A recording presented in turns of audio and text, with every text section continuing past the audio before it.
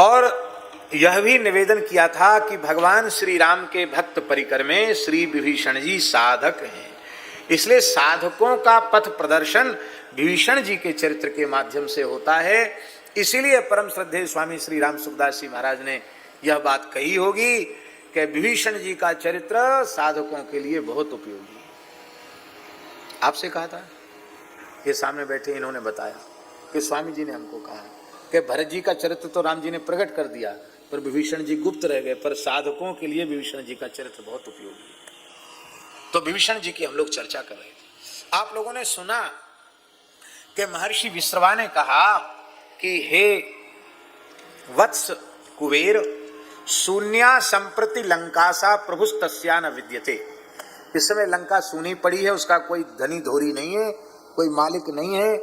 सत्वम तत्र निवासाय गच्छ पुत्र यथा सुखम, ये वाल्मीकि रामायण का श्लोक है। इसलिए पुत्र तुम लंका में निवास करो, क्योंकि कुबेर जी ने यही पूछा था, कुबेर जी ने यही पूछा था अपने पिता विश्रवा से कि ब्रह्मा जी ने मुझे लोकपाल तो बना दिया है, धनाध्यक्ष तो बना दिया है और पुष्पक विमान भी दे दिया है, लेकिन यह नहीं बताया कि मैं निवास कहाँ करूं, तो आप बताओ मैं कहाँ निवास करूं।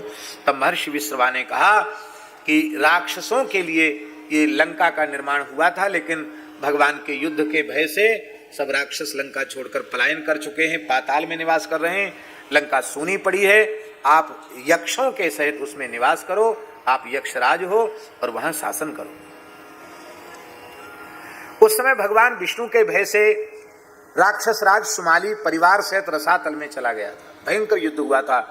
एक बार वह सुमाली अपनी राजकुमारी कैकसी के सहित इस भूलोक में, मृत्युलोक में विचरण कर रहा था, तो उसने पुष्पक विमान पर चढ़े हुए कुबेर जी को देखा। बड़ा दिव्य प्रकाश, महाराजाधिराज श्री कुबेर जी महाराज,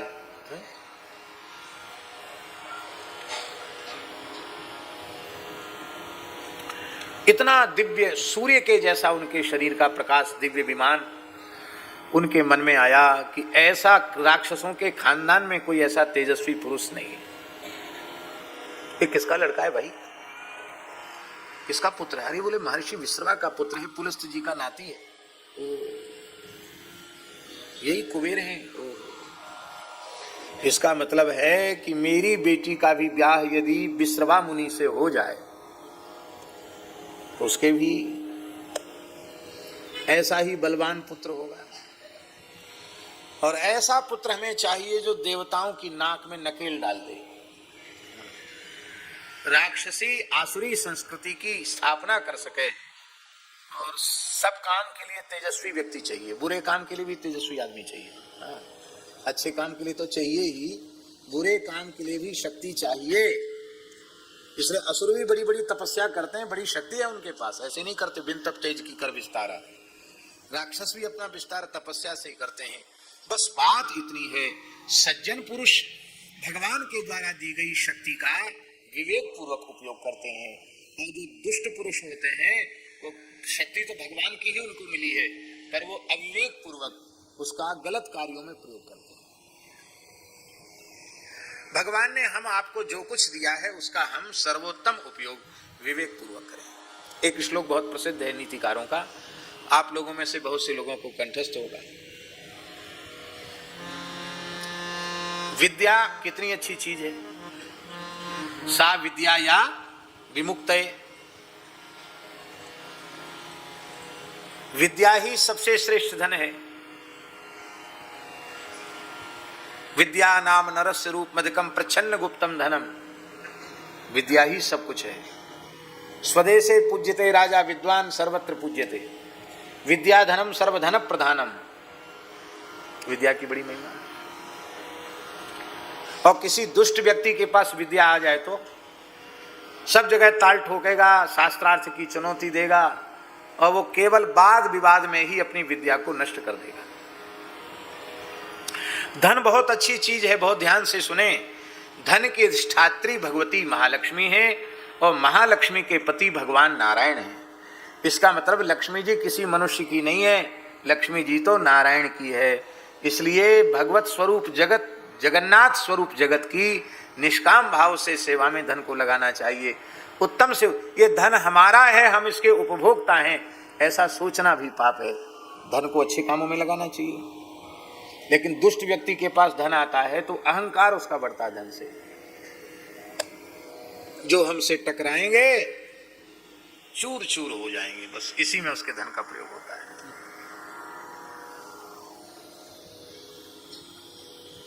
शक्तिशाली होना, बलवान होना बहुत अच्छी चीज है, पर दुष्ट व्यक्ति के पास वो बल आ जाए, शक्ति आ जाए, तो दीनहीन गरीबों को कुचलने में, उसी में अपनी शक्ति का प्रयोग करेगा। अब देखो, अभी बंगाल में कोई घटना घटी तो उस व्यक्ति को भी तो भगवान ने ही शक्ति दी थी, लेकिन उसने भगवान की दी हुई शक्ति का कितने घृणित कार्यों में उपयोग किया। कौन सा जगह संदेश खाली है, कौन सी जगह। सच्ची बात तो यह है, हमारी मन की बात मन में आ गई तो कह देते हैं। बंगाल की स्थिति इस समय ऐसी है कि वहां कम से कम 10 वर्ष के लिए योगी आदित्यनाथ जी को मुख्यमंत्री बना देना चाहिए। इतनी खराब हालत बंगाल की है कि गोरक्ष पीठाधीश्वर योगी आदित्यनाथ जी जैसे किसी कठोर निर्णय लेने वाले, त्वरित निर्णय लेने वाले व्यक्ति को बंगाल का शासन सौंप दिया जाए तो बंगाल बच सकता है। बड़ी खराब हालत है बंगाल की। जैसे लंका में राक्षस रहते थे ना, विभीषण रहते थे, सुनौ पवन सुत रहन हमारी जिम दसनन मह जीव बिचारी। इस समय मारवाड़ी लोग बंगाल में ऐसे ही रह रहे हैं, जिम दसनन मह जीव बिचारी। बड़ी खराब हालत है मारवाड़ियों की इस समय। वहां व्यापार धंधे नष्ट हो रहे हैं, धीरे धीरे पलायन कर रहे हैं लोग वहां से।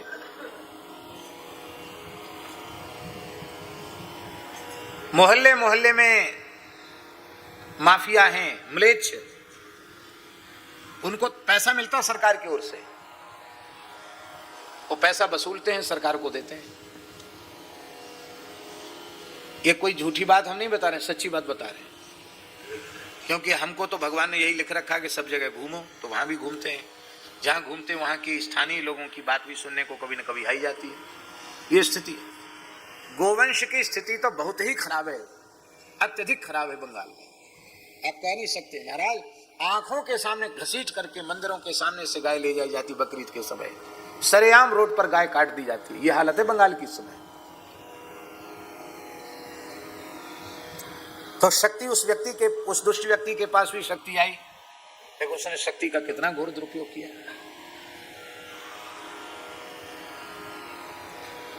श्लोक अब बोल देते हैं। विद्या विवादाय धनम मदाय शक्ति ही परेशान परिपीडनाय खलस्य साधु विपरीत में तत् ज्ञानाय दानाय च रक्षणाय।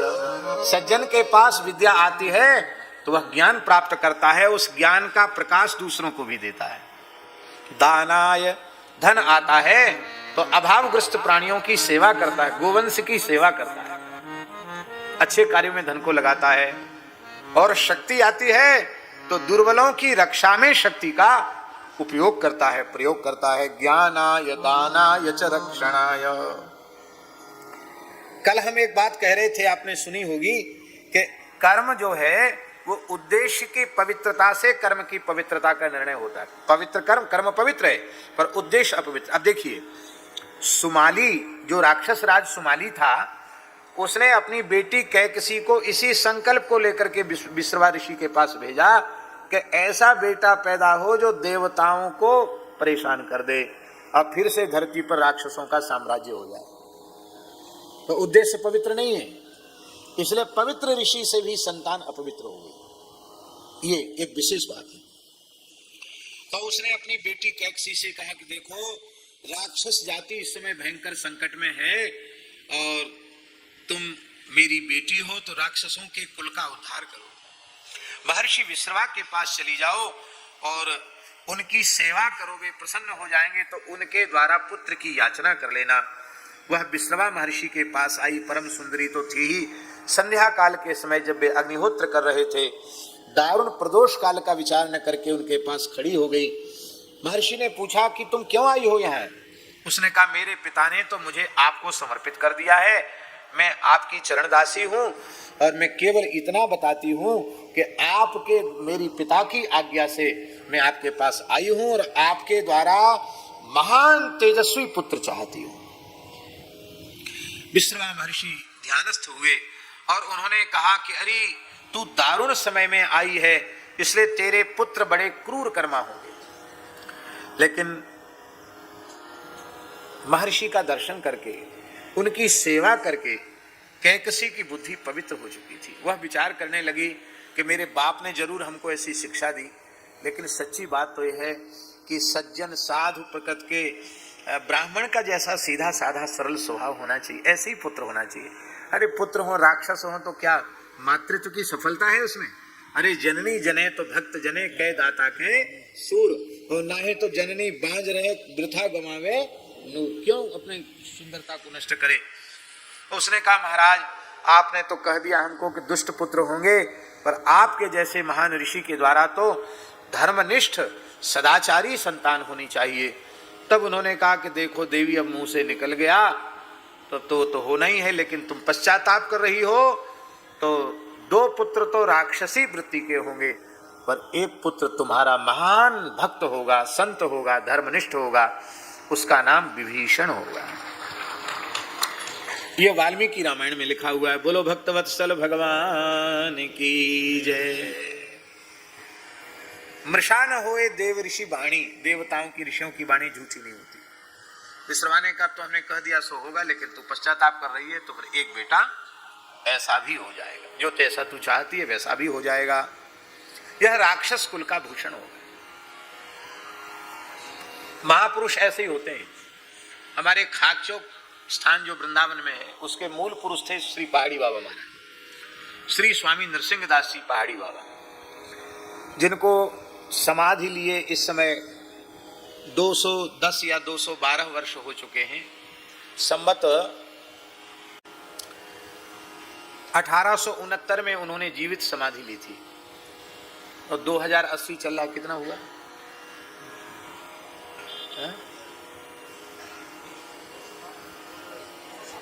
212 वर्ष हुए। कार्तिक पूर्णिमा को ही उनका जन्म हुआ था और कार्तिक पूर्णिमा को ही उन्होंने जीवित समाधि ली थी। आज भी वृंदावन में वैष्णव संतों में एकमात्र जीवित समाधि है। 150 वर्ष की आयु तक वे विराजे, महान योगी थे, महान सिद्ध पुरुष थे। ब्रज में ही जन्म था उनका, विप्रकुल में। कार्तिक पूर्णिमा को ही जन्म था, कार्तिक पूर्णिमा को ही समाधि। तो उनके जीवन की घटना आती है, पहाड़ी बाबा के जीवन। वो जब यहाँ विराजते थे, भजन करते थे, तो एक ब्रज के ब्राह्मण बलदेव के, दाऊ जी है ना, बलदेव जी के रहने वाले एक ब्राह्मण बड़े जमींदार थे। उनके कोई संतान नहीं थी, तो मन में बड़ा वैराग्य हो गया। अपने भाइयों को जमीन जायदाद संभला करके वो वृंदावन वास करने लगे पत्नी से। बाबा का दर्शन करने आने लगे। बाबा तो ऐसी पेड़ के नीचे रहते थे।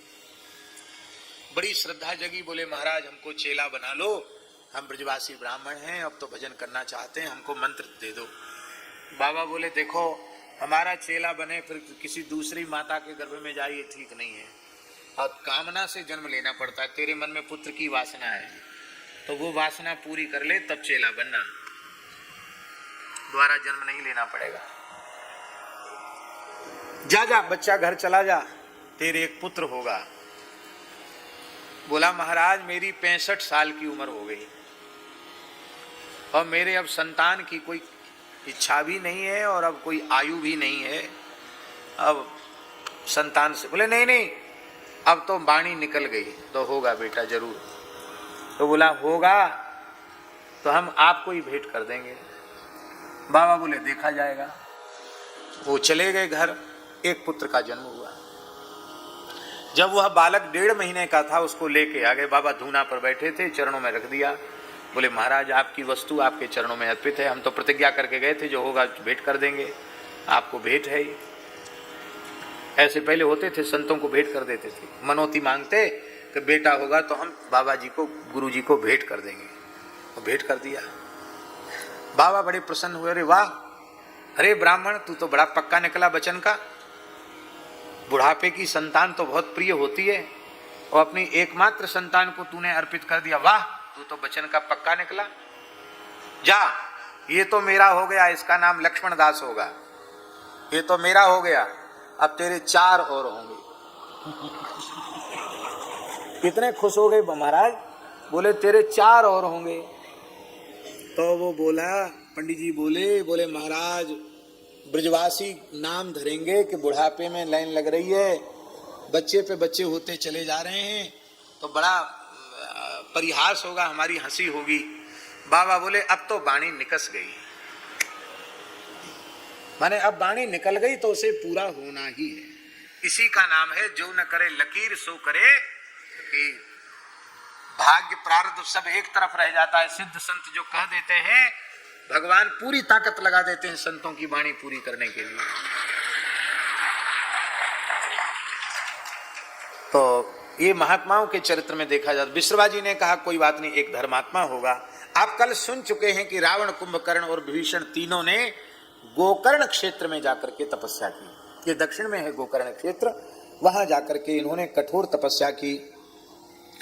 रावण के मनोरथ की पूर्ति ब्रह्मा जी ने नहीं की, शक्ति तो दे दी, हम काऊ के मरही न मारे। बोले भाई ये तो मरना तो पड़ेगा। बोले बानर मनुष्य जात दुई बारे। अरे बंदर और मनुष्य को तो हम मक्खी मच्छर भी नहीं समझते हैं, ये तो हमारा आहार है। बोले तो यही तुम्हारा, तुमको ठिकाने लगा देंगे। ब्रह्मा जी ने मन ही मन कहा होगा, बोल के तो नहीं बोला होगा ब्रह्मा जी। कुंभकर्ण ने जो मांगना था उसका उल्टा मांग लिया, क्योंकि सरस्वती जी को प्रेरित करके उसकी बुद्धि को उलट दिया।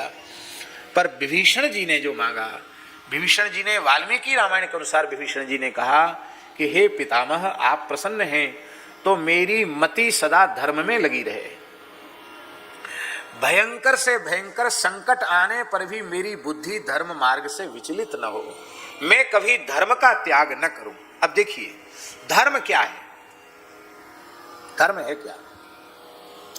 श्रीमद् वाल्मीकि रामायण के अनुसार रामो विग्रहवान धर्मः, मूर्तिमंत धर्म है श्री राम जी। धर्म का साक्षात दर्शन करना हो तो श्री रघुनाथ जी का दर्शन कर ले। धर्म विग्रह है श्री रघुनाथ जी। ये रामो विग्रहवान धर्म क्यों कहा गया? इसलिए रामो विग्रहवान धर्म कहा गया कि धर्म का एक एक अंग अपने सीमित स्वरूप में एक एक महापुरुष के द्वारा प्रकट होता है, किंतु धर्म को जब सांगोपांग प्रकट होना होता है तो भगवान श्री रामचंद्र के माध्यम से ही प्रकट होता है। इसलिए रामो विग्रहवान धर्म कहा गया। अब देखिए धर्म का अंग सत्य है, तो सत्य रूपी अंग हरिश्चंद्र के द्वारा प्रकट हुआ। धर्म का अंग दया है, वो रंतिदेव के द्वारा प्रकट हुआ। धर्म का अंग दान है, वो महर्षि दधीची के द्वारा प्रकट हुआ, जिन्होंने आसुरी शक्तियों के विनाश के लिए और दैवी शक्तियों की स्थापना के लिए, सारे संसार की रक्षा के लिए अपनी हड्डियों तक को इंद्र को दे दिया। शरणागत की रक्षा करना ये धर्म का अंग है, वो शिवी के द्वारा प्रकट होता है। कहने का अर्थ एक एक धर्म के अंग एक एक महापुरुष के द्वारा प्रकट हो रहे हैं, लेकिन संपूर्ण सत्य, संपूर्ण धर्म, संपूर्ण दया, संपूर्ण क्षमा, संपूर्ण करुणा, संपूर्ण दान, जितने भी धर्म के अंग हैं, यदि एक साथ प्रकट होने चाहते हैं और अपने विराट स्वरूप में प्रकट होना चाहते हैं तो भगवान श्री राम के अवतार के माध्यम से ही प्रकट होते हैं। इसलिए रामो विग्रहवान धर्म, राम जी मूर्तिमंत धर्म है। मनुष्य की परिभाषा क्या है? मनुष्य किसको कहते हैं? मनुष्य के जैसी आकृति दिखे उसको मनुष्य कहते हैं। लोक में तो यही है, मनुष्य के जैसे आकार दिख रहा है वो मनुष्य है। पर एक बात बिल्कुल सत्य है, मनुष्य के आकार में दिखाई देने पर भी सब मनुष्य नहीं होते। देखने में मनुष्य जैसे हैं लेकिन वो मनुष्य नहीं है, क्योंकि मनुष्य का लक्षण उनमें घटित नहीं हो रहा है।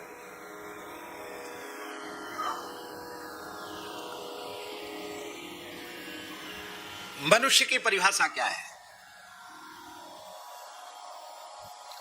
मनोह भाषाम वदंती, मनु जी की भाषा को जो बोलते हैं, अथा मनोह भाषाम विदंती, विदंती माने जानंती, मनु जी की भाषा को समझते हैं, जानते हैं, अथवा मनु जी की भाषा में बोलते हैं, वो मनुष्य हैं। मतलब क्या हुआ? मनु जी की भाषा कौन है? अंग्रेजी है कि अरबी है कि फारसी है कि राजस्थानी है कि पंजाबी है कि गुजराती है? कौन सी भाषा है मनु जी की? संस्कृत भाषा है कि नहीं? इसलिए जो संस्कृत बोले और संस्कृत समझे वो मनुष्य है। बोलो भक्तवत्सल भगवान की। इसका मतलब मानव जाति की मूल भाषा संस्कृत ही है। दूसरा भाव, मनु जी ने जिस धर्मशास्त्र का उपदेश किया है मनुस्मृति के रूप में, जो मनुष्यों के लिए एक आचार संहिता बनाई है, उन मनु के द्वारा उपदिष्ट धर्म का जो आचरण करते हैं उनको मनुष्य कहते हैं। जो मनु के द्वारा उपदिष्ट धर्म का आचरण नहीं करते वे मनुष्य कहलाने के लायक नहीं है, मनुष्य के आकार में दिखने पर भी। तो मनु महाराज ने मनुष्यों के लिए एक मनुष्यता को प्रस्तुत करने वाली, प्रमाणित करने वाली, मनुष्य में मनुष्यता का आधान करने वाली एक व्यवस्था तो निर्मित कर दी, लेकिन उसको अक्षरशः पालन करने वाला कोई उनकी दृष्टि में समझ में नहीं आया। ऋषियों ने कहा आपने आचार संहिता बना दी, लेकिन अक्षर से इसको मानने वाला कौन है? कोई नहीं। चलो मनु जी की बात जाने दो। वर्तमान समय का जो संविधान है, क्या उसको अक्षरशः मानने वाला कोई व्यक्ति है? आप तो समझ सकते इस बात को। नहीं है। शपथ भले ही लेते हैं, लेकिन अक्षरशः कोई नहीं मानता। जब अपना कोई बात आ जाती है तो अपने ढंग से उसकी व्याख्या करके अपना काम बना लिया जाता है। ज्यों का त्यों जो उसकी मूल भावना है उसको कोई नहीं मानता है। सच्ची बात है कि नहीं, कि झूठी है? मनुस्मृति के बारे में भी यही है।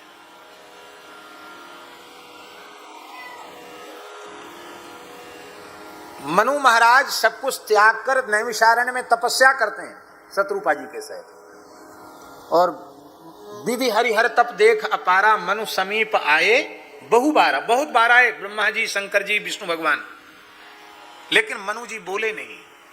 अंत में विधि विधिता हरि ही हरिता शिव ही शिवता जिन दई, जिन परब्रह्म परमात्मा परात्पर परब्रह्म द्विविज भगवान श्री राम ने, जिन्होंने ब्रह्मा जी को ब्रह्मत्व दिया, शिव जी को शिवत्व दिया, विष्णु को विष्णुत्व दिया, जिनके बारे में महर्षि वाल्मीकि ने कहा कि जग पेखन तुम देखनि हारे, विधि हरि शंभु नचावन वारे, तेऊ न जानहि मरम तुम्हारा, और तुम्ही को जाननि हारा। राम सच्चिदानंद दिनेशा, नहीं तह मोह निशा लवलेशा। वो राम जी, और वो राम जी आए नहीं, केवल उनकी वाणी आई तो हृष्ट पुष्ट तन भय सुहाए, मानव अवहि भवन्ते आए। बोले ऐसे खाली बात सुनने से काम नहीं चलेगा, आपको आना पड़ेगा। तो भगवान प्रकट हो गए। नील सरोरुह नील मणि, नील नीलधर श्याम, लाजय तन शोभा निरखि, कोटि कोटि शतकाम। श्री सीताराम जी महाराज की जय। नित्य सिद्ध अनादि दिव्य दंपति परब्रह्म परमात्मा भगवान श्री सीताराम जी महाराज की जय। अब मनु जी से कहते वरदान मांग लो, तो मनु जी बोले चाहूं तुम्हीं समान सुत, प्रभु सन कवन दुराव, मैं आपके जैसा बेटा चाहता हूं। अब हमारा एक प्रश्न है कि जो वस्तु नहीं होती है, जिसका अभाव होता है, उस वस्तु की याचना की जाती है। मनु जी के बेटा नहीं है क्या? अरे महाराज, प्रियव्रत उत्तानपाद जैसे उनके पुत्र और आकुति देवहूति प्रसूति जैसी कन्याएं। प्रियव्रत के वंश में साक्षात भगवान ऋषभदेव अवतार ले रहे हैं। प्रियव्रत के वंश में साक्षात भगवान ऋषभदेव अवतार ले रहे हैं, भगवान पृथु अवतार ले रहे हैं। आप सोचिए कितना पवित्र वंश है। उत्तानपाद के वंश में भगवान अवतार ले रहे हैं। पृथु अवतार उत्तानपाद के वंश में हुआ, ऋषभावतार प्रियव्रत के वंश में, दो दो अवतार हो रहे हैं। बड़ा पवित्र वंश है। आप पूरा एक पुराण उठा करके देखिए कितना पवित्र, ध्रुव जैसे पोता है मनु महाराज के। और आकुति के गर्भ से उनके देवते के रूप में यज्ञ नारायण प्रकट हो रहे हैं। प्रसूति और देवहूति के गर्भ से भगवान कपिल प्रकट हो रहे हैं। और महाराज जी प्रसूति के वंश में साक्षात भगवान नर नारायण प्रकट हो रहे हैं। उनकी मूर्ति नाम की पुत्री के गर्भ से भगवान बद्री नारायण प्रकट हो रहे हैं, नर नारायण भगवान प्रकट हो रहे हैं। बताओ, तीनों बेटियों के खानदान में भगवान के अवतार हो रहे हैं, बेटों के खानदान में भगवान के अवतार हो रहे हैं। इतना भरा पूरा परिवार स्वयं भव मनु अरु शत्रुपा जिनते भय नर सृष्टि अनूपा। ऐसे स्वयं भव मनु, ओ बेटा पोता पर पोता, ओ कोई गिनती नहीं, इतना खानदान है। फिर भी कह रहे हैं कि चाहो तुम ही समान सुत। प्रयोजन क्या है? प्रयोजन ये है कि प्रभु आपकी प्रेरणा से मैंने मनुष्यों के लिए आचार संहिता तो बनाई है, धर्मनिष्ठ मनुष्य ही मनुष्य है, पर उसको अक्षरशः कोई पालन करके उदाहरण प्रस्तुत करने वाला कोई नहीं है। इसलिए आप पूरा मनुस्मृति को प्रयोगात्मक रूप में, प्रैक्टिकली रूप में उसको प्रस्तुत करने के लिए एक अवतार लीजिए। इसलिए राम जी का अवतार ही संपूर्ण धर्म निष्ठा को अपने चरित्र के माध्यम से प्रकट करना, यही राम जी के अवतार का मूल प्रयोजन है। इसलिए रामो विग्रहवान धर्मः, धर्म को सांगोपांग समझने का एक ही प्रकार है कि भगवान श्री राम के मंगलमय चरित्र को जन्म से लेकर और उनके साकेत गमन तक के संपूर्ण चरित्र पर दृष्टिपात किया जाए। राम जी का एक भी चरित्र ऐसा नहीं है जो धर्म और सदाचार की मर्यादा से कुछ इधर उधर हो, ऐसा कोई चरित्र नहीं। प्रत्येक चरित्र धर्म की संपूर्ण और सम्यक मर्यादा का निर्वाह करने वाला है। अद्भुत है। राम जी के जैसा चरित्र राम जी का ही है।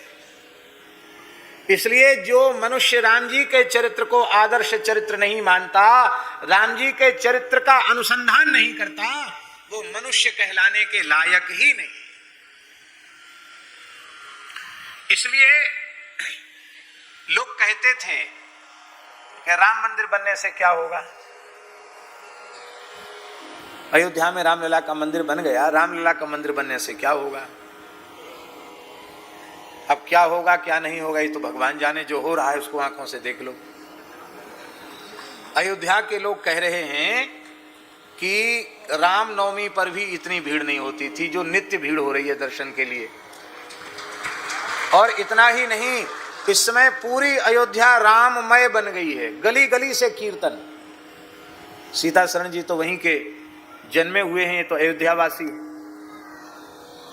अयोध्या के बड़े बूढ़े महात्माओं ने कहा, बोले महाराज जी हम लोगों के दिमाग में नहीं था कि ऐसा भी हो जाएगा कभी अयोध्या में। क्या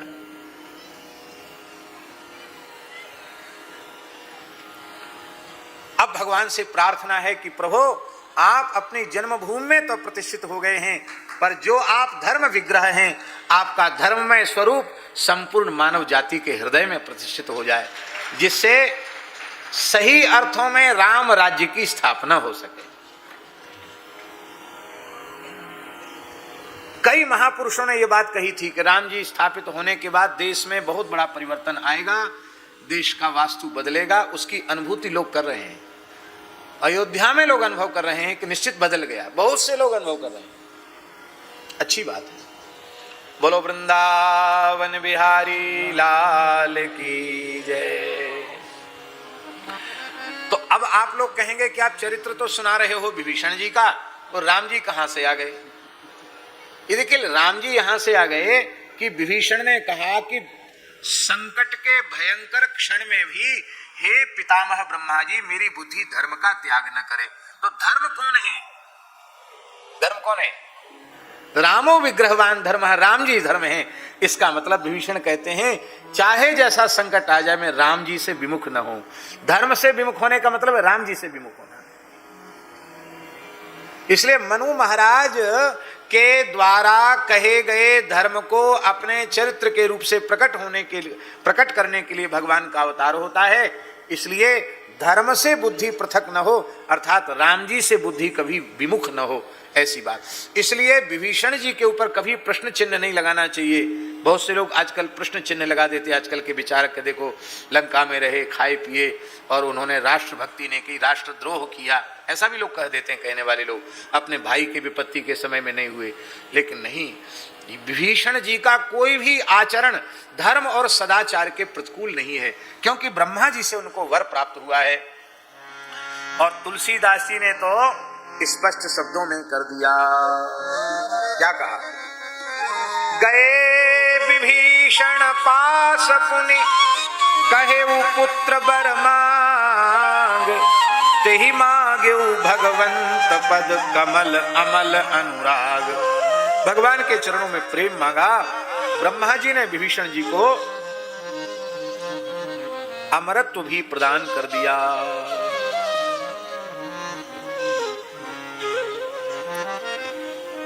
दो कथाएं हैं। एक कथा तो है, एक प्राचीन ग्रंथ है, उस ग्रंथ का नाम है श्री राम रसिकावली।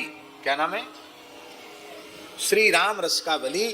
ये राम रसिकावली नामक ग्रंथ रीवा नरेश महाराजा रघुराज सिंह जी के द्वारा लिखा हुआ ग्रंथ है राम रसिकावली। और एक ग्रंथ उन्होंने लिखा है जिसका नाम है श्री राम स्वयंवर।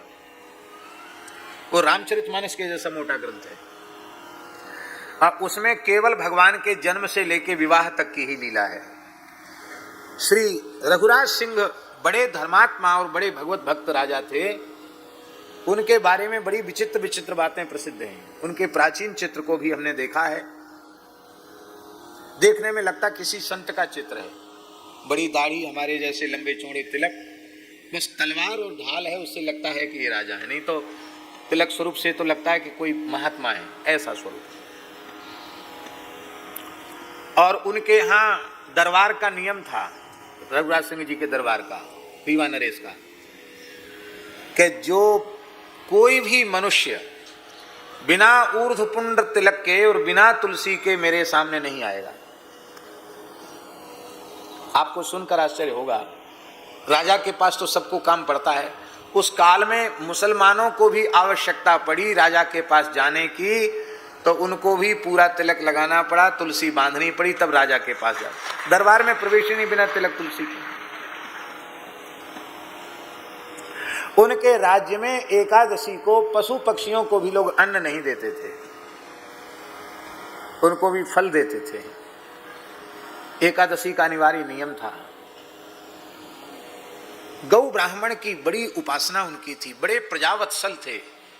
उनके काल में रीवा का क्षेत्र ऐसा कहा जाता कि लगता था कि वैकुंठ धरती पर आ गया है, ऐसा काल था। और वे राजा के रूप में जब दरबार में विराजते होते रघुराज सिंह जी,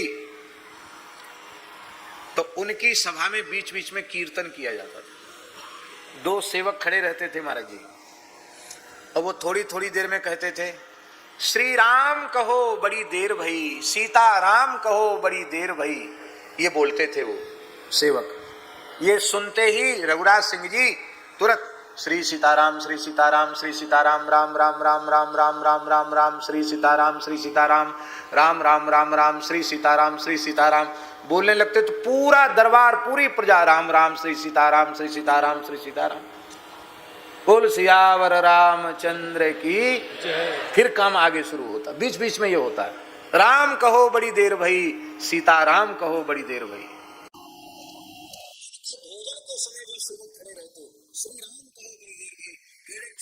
श्री राम राम राम राम राम राम राम राम राम राम राम श्री सीताराम राम राम राम राम राम राम। जब वो शयन करते उस समय भी सेवक खड़े रहते, 10-5 मिनट में कहते श्री राम कहो बड़ी देर भई, तो महाराज के खिड़की के पास खड़े रहते। अब महाराज उत्तर देते श्री सीताराम राम राम राम राम श्री सीताराम। भगवत प्राप्त पुरुष थे रघुराज सिंह, तो भगवत प्राप्त संत थे, भगवान का साक्षात्कार हो चुका था। उन्होंने राम स्वयंवर और श्री राम रसिकावली नाम का ग्रंथ लिखा।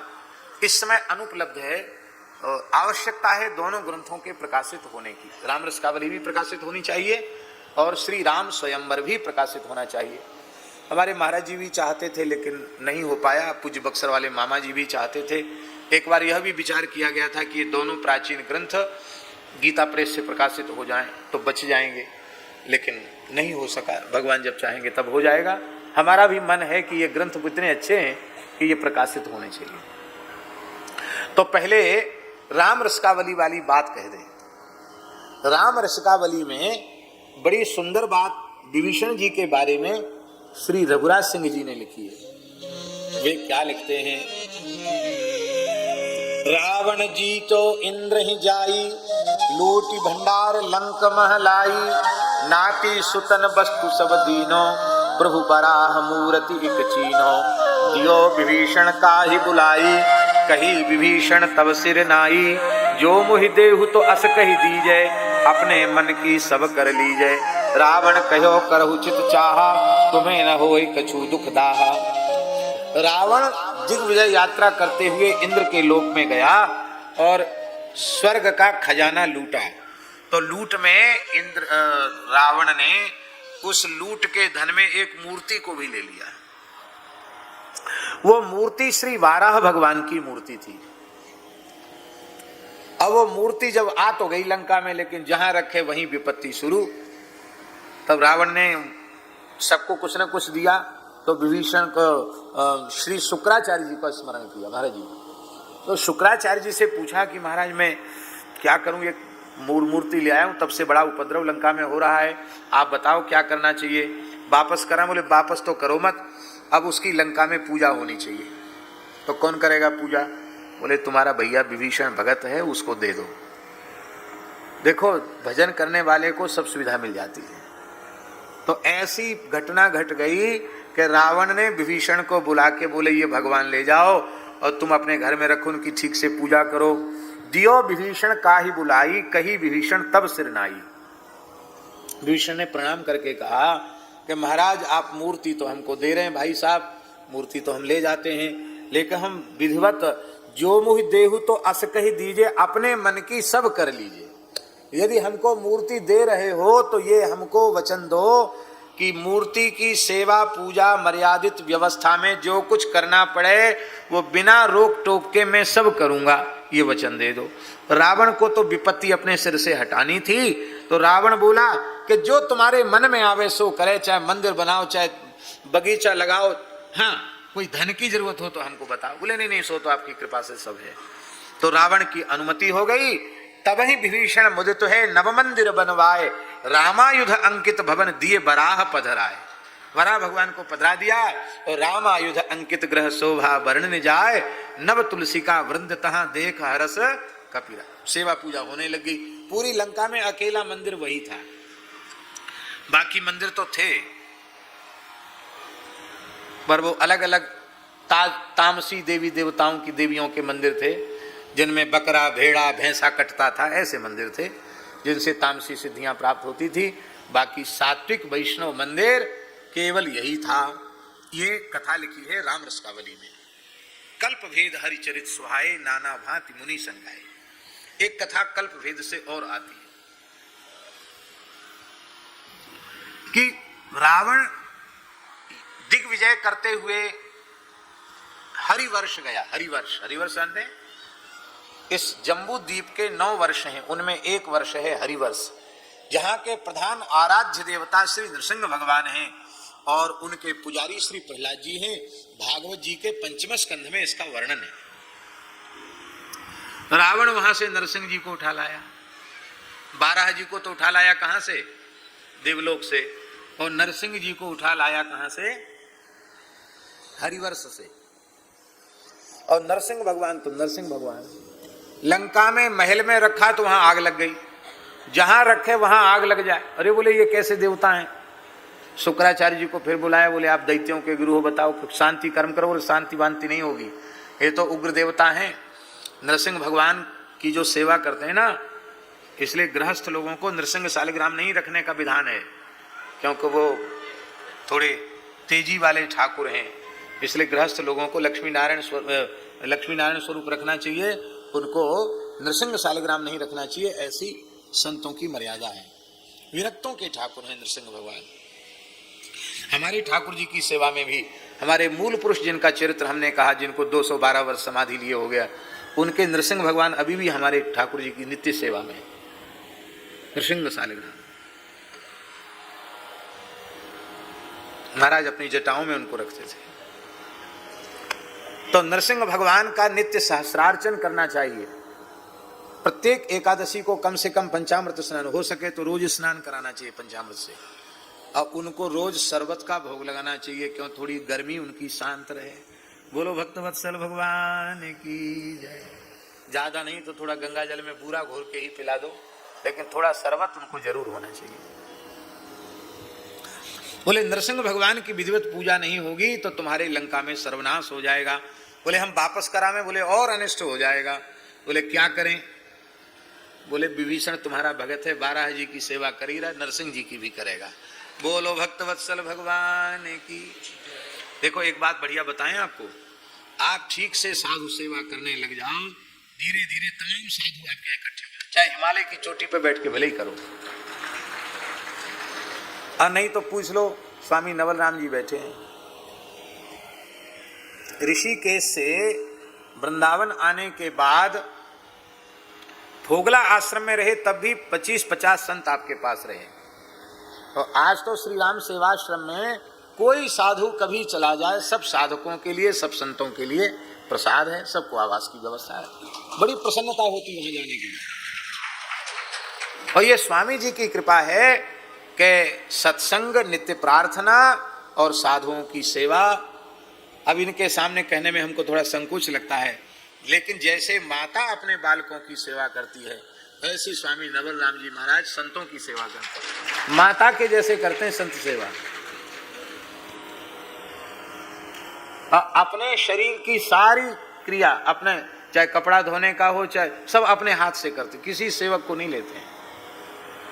अब ऐसे साधु भी मिलना मुश्किल हो जाएंगे, जैसे संत हम लोगों को भगवान की दया से मिले हुए।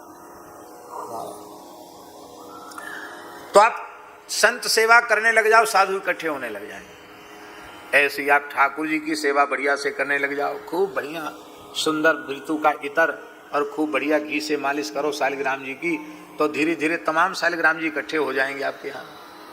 हमारे यहाँ तो 1.25 लाख से ऊपर शालिग्राम जी। तो ठाकुर सेवा होगी तो ठाकुर इकट्ठे होंगे, संत सेवा होगी तो संत इकट्ठे होंगे। अरे ठाकुर सेवा संत सेवा की बात जाने दीजिए, तुम थोड़ा पक्षियों को चुग्गा डालने लग जाओ, दाना डालने, तो कितने पक्षी इकट्ठे हो जाते हैं। सेवा से सब इकट्ठे हो जाते हैं। तो विभीषण जी सेवा करने लगे तो तमाम देवता, एक कथा और आती है महाराज पद्म पुराण में, वामन भगवान का विग्रह भी विभीषण जी के यहाँ, ले साहब, नरसिंह जी, वाराह जी, वामन जी सब वहीं इकट्ठे हो गए। इनकी सेवा विभीषण जी करते हैं। एक बात पता नहीं फिर ध्यान रहेगी कि नहीं रहेगी, जैसे नारद पांचरात्र एक स्वतंत्र ग्रंथ है, ऐसे विभीषण जी ने भगवान की उपासना का 55,000 श्लोकों में एक ग्रंथ लिखा, जो दुर्भाग्य से इसमें अनुपलब्ध है। उसका कुछ अंश ही प्राप्त है, जिसमें भागवत धर्म का वर्णन, भगवान की उपासना का वर्णन कितने श्लोकों में किया है? 55,000 श्लोकों में वर्णन किया, विभीषण जी के द्वारा रचित ग्रंथ है। अद्भुत है। विभीषण जी महाराज विभीषण जी हैं, तो नरसिंह जी भी इनके यहाँ आ गए, और नरसिंह देवता ही, देखो एक बात बताएं, जो सीधे साधे होते हैं ना, उनकी प्रधानता भले ही ना हो पावे, जो थोड़े गर्म मिजाज के होते हैं उनकी प्रधानता जरूर हो जाती है। राम जी को लोग समझते हैं सीधे साधे हैं, तो राम जी को थोड़ा कम मानने से भी काम चलेगा, पर हनुमान जी में श्रद्धा कम भी होगी तो भी डर के मारे हनुमान जी को मानना पड़ता है। अरे हनुमान जी कहीं खटिया खड़ी न कर दें तो हनुमान जी को सब मानते हैं, तो थोड़ा गर्मी भी चाहिए। नरसिंह भगवान ही लंका के प्रधान देवता हो गए। किसी को कोई बहुत भारी विपत्ति होती तो नरसिंह जी की कृपा से ही विपत्ति दूर होती। आप लोग कहेंगे कि नरसिंह भगवान लंका में थे, ये कहाँ लिखा है? पुराणों में तो इसका संकेत है ही, चरित्र है ही। गोस्वामी तुलसीदास जी ने भी इसका संकेत किया है।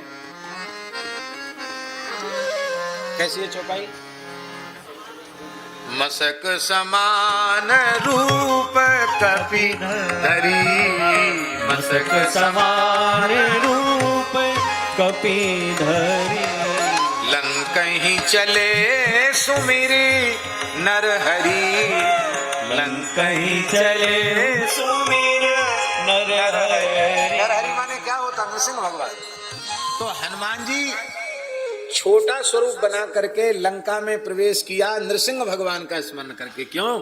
जहां जाए वहां के देवता को पहले मना लेना चाहिए। तो लंका के प्रधान देवता कौन है? नृसिंह भगवान, जो विभीषण जी के यहाँ पूजित हैं। इसलिए लंका ही चले सुमिर नर हरि कह करके नृसिंह का स्मरण तुलसीदास जी ने भी किया है। तो अब कर्म अनेक करन सो लाग्यो, रहो न रावण के भय पागो। और महाराज जी चरित्र तो बड़ा अद्भुत है। जैसे कमल जल में रहकर जल से असंपृक्त रहता है, अलग रहता है, ऐसे ही विभीषण जी लंका में रहते हैं, पर उनकी असंगता ऐसी है कि राक्षसों के संग का कोई प्रभाव, लंका की स्वेच्छाचारिता का कोई भी प्रभाव श्री विभीषण जी के ऊपर नहीं। कमल के पत्र पर कुछ जलबिंदु गिरा दिए जाएं तो भी उस पत्ते से चिपकते नहीं है। ऐसे ऐसे लगते हैं जैसे मणियां बिखर रही हो, जैसे स्फटिक मणि के दाने इधर से उधर लुढ़क रहे हो, चिपकता नहीं है पानी। तो जल की भी शोभा हो जाती है, फिर भी जल चिपकता नहीं है पत्ते से। ऐसे ही भगवान के भक्त इस संसार में पद्म पत्र मिवाम भसा, जल में कमल पत्र के समान निर्लिप्त भाव से रहते हैं। और ये निर्लिप्त भाव ही वो संसार के जो दूषित संग हैं उनके दुष्प्रभाव से रक्षा कर लेता है। विभीषण जी भगवान के परम भक्त हैं और भगवान के साक्षात विग्रह की प्राप्ति उन्हें हो चुकी है। वो भगवान की अष्टयाम सेवा करते हैं, सब ठीक है, लेकिन भगवान श्री राम के प्रत्यक्ष दर्शन की विकलता उनके चित्त में निरंतर बनी रहती है, क्योंकि वे वेदादि शास्त्रों का पारायण करते हैं। महाराज जी लिखा है पुराण में कि 5000 वर्ष तक गोकर्ण क्षेत्र में संपूर्ण सांग वेद का पारायण करते हुए तपस्या की है विभीषण जी ने। तो संपूर्ण वेद का पारायण किया तो भगवान के अवतार चरित्रों को भी वो जानते हैं। राम जी का अवतार अयोध्या में हो चुका है, वो मेरे आराध्य हैं, मेरे इष्ट उपास्य हैं, इस बात को विभीषण जी जानते हैं। और वे शबरी के जैसी प्रतीक्षा कर रहे हैं कि श्री राम जी लंका की ओर आवेंगे सही, लेकिन कब हमारा सौभाग्य होगा। मैं रावण से कहूं कि मैं अयोध्या जा रहा हूं तो रहा सहा भजन भी संकटग्रस्त हो जाएगा, इसलिए भय के कारण जाता नहीं है। ठाकुर जी ऐसे भक्तों को लेने के लिए अपने संतों को भेज देते हैं। तो केवल जानकी जी की सुधि लेने नहीं भेजा हनुमान जी को, विभीषण जैसे संत को न्योता देने के लिए राम जी ने भेजा। ये भी एक कार्य। हनुमान जी ने सब जगह देखा, देखते देखते खोजते खोजते थक गए, कहीं जानकी जी का पता नहीं लगा। और अंत में भवन एक पुनि देख सुहावा, हरि मंदिर तहाँ भिन्न बनाया, हरि मंदिर तहाँ भिन्न बनाया, रामायुध मंदिर शोभा वर्णि न जाए, नव तुलसी का वृंद तहाँ देख हरस कबीरा, देख हरस कबीरा।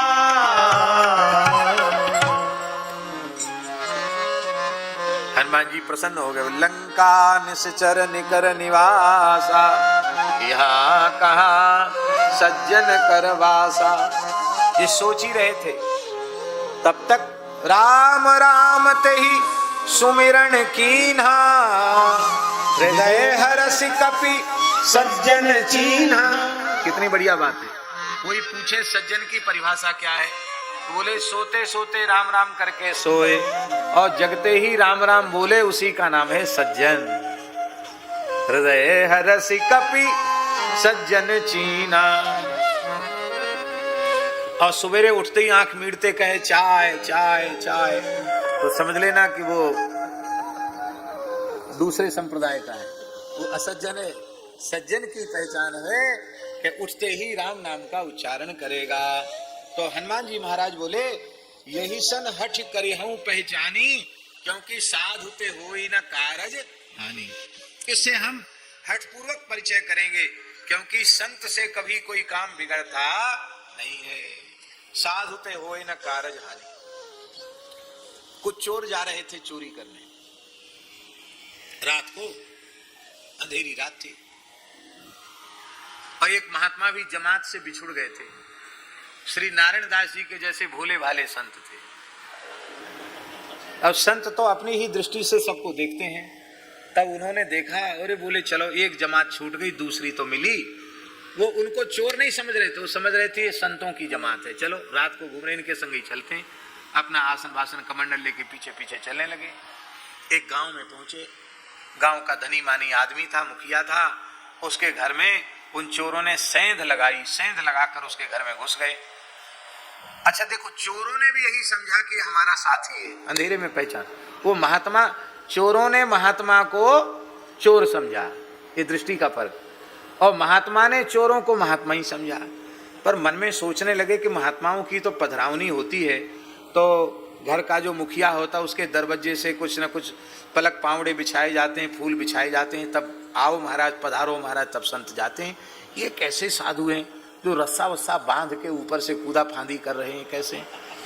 तो उन्होंने सोचा, भोले संत थे, उन्होंने सोचा कि हो सकता है इन संतों का नियम हो कि हम मुख्य द्वार से घुसेंगे ही नहीं, तो चलो अपने तो कोई बात नहीं, जैसी संतों की जमात, जैसी उनकी नियमावली, उसी का पालन करना पड़ेगा। वो भी रस्सा पकड़ के चढ़ गए और सेंध लगा के वो भी चढ़ गए, और वह चोर तो सब सामान बटोरने में लग गए, तो सब सो रहे थे घर पे। तब महात्मा बड़े भूखे थे, दिन भर कहीं भिक्षा हुई नहीं थी। बोले हम तो भूखे मरे सो मरे, हमारे सालग्राम की ओर भूखे मर रहे हैं, बेचारे बटुआ में बंद हैं, उनको कुछ भोग नहीं लगा, कोई बढ़िया भोग की चीज तो मिले। तो एक छींके में बढ़िया मटकी दही की दिखाई पड़ गई। आहा, क्या कहना, बढ़िया अधोटा दूध का दही जमाया था। महात्मा ने जैसी मटकी उतारी, इतनी मोटी मलाई पड़ रही थी। बोले वाह, धन्य है, ठाकुर जी का उपवास खूब बढ़िया हुआ, लेकिन पारना बहुत अच्छा होगा। वाह, क्या सुंदर दही है। देखें, कुछ मिठाई भी होना चाहिए दही के साथ। तो गुड़ मिल गया, एक भेली गुड़ की ली और पूरी मटकी, उसी में तुलसी दल तो सालग्राम जी के पास रहता ही है, तुलसी दल गुड़ में और दही में छोड़ दिया, और छोड़ करके भोग लगाने। प्रभु दिन भर तो भूखे रहे, आप प्रेम से दही और गुड़ खाओ, तो गुड़ थोड़ा गर्म होता है तो सर्दी जुकाम भी नहीं होगा, पच जाएगा, हम भी खूब दही पी के रहेंगे आज। बस उनका नियम था महात्मा का, जब भोग लगाते थे तो शंख जरूर बजाते थे। चोर तो अपने काम में लगे थे, अब महात्मा ने शंख लेकर बड़ी जोर से बजाया। जैसे ही शंख बजाया, घर के सब लोग जग गए। चोर तो सब सामान छोड़ करके कूद फांद के भाग गए। चोरों की जाने कितनी होती। महात्मा को तो कुछ, आराम से बैठे, उनको कोई डर भय नहीं। घर के लोग, अरे बाबा क्या कर रहे हो यहाँ? बोले हम अकेले ही थोड़ी थे, पूरी जमात थी, कुछ और साधु थे, वो तो कूद फांद के भाग गए, और हम तो अपने ठाकुर जी को भोग लगा रहे। अरे भोले संत हैं, वो साधु नहीं थे महाराज, वो तो चोर थे, आप सच्चे साधु हैं। आज रामचरितमानस के चौपाई का अर्थ समझ में आ गया। साधु ते होए ना, चोरों के संग में एक साधु आ गया तो हमारी चोरी बच गई। बोलो भक्तवत्सल भगवान की। एक बहुत बड़े डॉक्टर, बड़े सरकारी डॉक्टर अभी भी हैं, वो नाम हम नहीं ले रहे जान करके, यहां नहीं है, कहीं दूसरे शहर की बात है। वो हमारे पूज्य गुरुदेव पहाड़ी बाबा के शिष्य थे। महाराज जी से उन्होंने दीक्षा ले ली। तो बड़े डॉक्टर होते, उनके घर पे भी तो मरीज आते हैं, उसमें भी लोगों को देख लेते हैं, थोड़ी बहुत फीस मिल जाती है। वो घर पे भी देखते थे मरीजों को। गोयल, डॉक्टर गोयल जी। तो बदमाश आ गए रात्रि को 9 बजे दो मोटरसाइकिल आई, उन पे बदमाश थे, उनके पास बंदूक पिस्तौल थी, और तुरंत उन्होंने कनपट्टी पे रख दिया, लाओ जो कुछ है लाओ। वो तो बेचारे हक बका के कुछ बोल ही नहीं पाए। मरीज 1-2 थे, वो तो भाग गए बदमाशों को देख के। तो एक चोर ने उनके गले में हाथ डाला कि कोई सोना वोना कुछ पहने रहते, कुछ होगा। तो खूब मोटी सोने की चेन पहने थे, पर सोने की चेन तो पकड़ में नहीं आई। वो तुलसी की माला कंठी पहने थे, वो कंठी पकड़ में आ गई उसकी। भीतर हाथ डाला ना कपड़े में, तो कंठी पकड़ के आई, तो जोर से खींचा, ए वो कंठी देख के बोलते, अरे ये तो तुलसी वाला भगत है, इसके इस दरिद्र के पास क्या होगा, जो कुछ ड्रॉ में है वो देख लो, ले जाओ। तो ड्रॉ खोला, उसमें 2-3 हजार रुपया था, वो ले गया चोर। पैसा और भी रखा था उनके पास वहां, लेकिन कम से कम 5-7 तोले की चैन सोने की बच गई कंठी के कारण। क्यों? कंठी पकड़ में आई, अरे ये तो कंठी वाला है कह के उन्होंने छोड़ दिया। और ड्रॉ में जितना पैसा थे उनको लिए, 2-3 हजार रुपया था, उनको लेके वो तुरंत मोटरसाइकिल से भाग गए। वो डॉक्टर साहब दूसरे दिन खाक चौक आ गए, बोले महाराज जी भंडारा करेंगे। महाराज जी बोले किस खुशी में भंडारा? बोले हम इस खुशी में करेंगे कि हमारा बहुत पैसा वहां रखा था, वो तो बच गया हमारा, ना हमसे चाबी मांगी तिजोरी की, ड्रॉ में जो रखा था वो ले गए, और तुलसी की कंठी उनके हाथ में आई। अरे बोले ये तो तुलसी कंठी वाला है, इसके पास क्या है, ये भगत आदमी, छोड़ दो इसको। तो महाराज हमारी सोने की चैन बच गई। तो अब ठाकुर जी को, राम जी को भोग लग जाए, 100-200 साधुओं का प्रसाद हो जाए। तो महाराज जी बोले देखो, वैष्णवता के बाने ने तुलसी की कंठी ने लौकिक विपत्ति से भी रक्षा कर ली। ये भगवान का वेश, भगवान का स्वरूप, ये इतना महत्वशाली है। परमार्थ में तो ये जीव का परम कल्याण करने वाला है, लौकिक स्वार्थ भी नहीं बिगड़ने देता है। तो श्री राम जी का, श्री हनुमान जी का श्री विभीषण जी से मिलन हो गया। और जब विभीषण जी से मिलन हुआ, सौभाग्य से प्रकरण भी वही चल रहा है सुंदरकांड में। कल से विभीषण शरणागति ही शुरू होगी। और महाराज जी यहां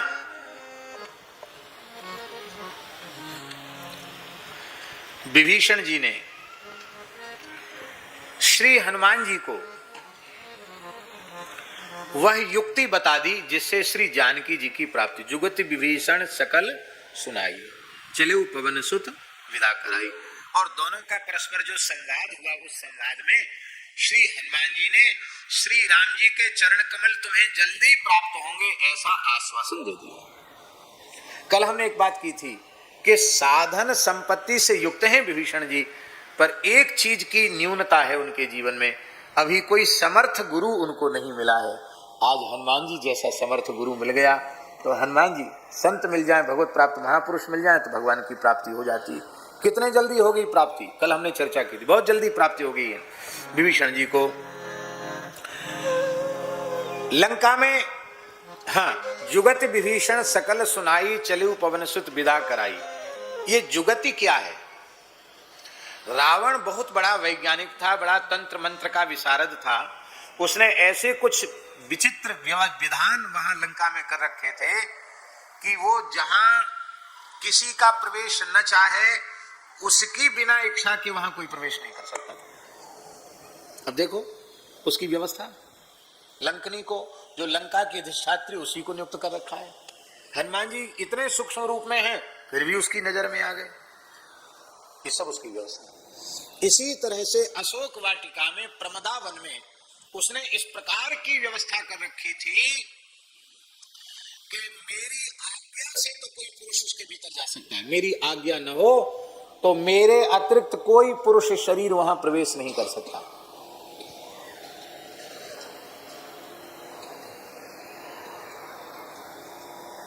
वहां स्त्री के रूप में ही जाना होगा। तो विभीषण जी ने कहा, आपको सुनकर लगेगा कि हम पहली बार सुन रहे हैं, लेकिन हम उसको प्रमाणित करेंगे। विभीषण जी ने कहा कि देखो, रावण ने ऐसा उपक्रम वहां कर रखा है, ऐसा कुछ विधान कर रखा है कि रावण किसी को आज्ञा दे वो तो वहां तक जा सकता है, और नहीं तो रावण के अतिरिक्त कोई पुरुष उसमें प्रवेश नहीं कर सकता है। इसलिए तुमको एक ही उपाय है कि तुम श्री जानकी जी की सखी में हूं, इस भाव से तुम उसमें प्रवेश करना, और ये लो पटका चुनरी, इसी से छिप करके और इसी भाव से तुम प्रमदा के भाव से प्रवेश करना।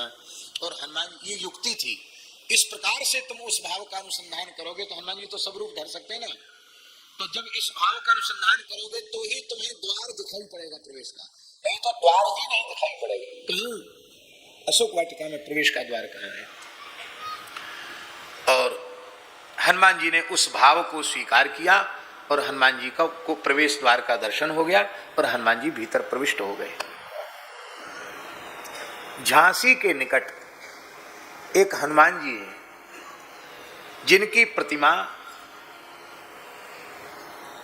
कितनी पुरानी है कोई पता नहीं है, लेकिन अनुमान लगाते हैं लोग कि कम से कम 1200 वर्ष पुरानी प्रतिमा है हनुमान जी। कितनी? 1200 वर्ष पुरानी हनुमान जी की प्रतिमा है वो। और उन हनुमान जी का नाम है सखी के हनुमान। क्या नाम है? क्या नाम है?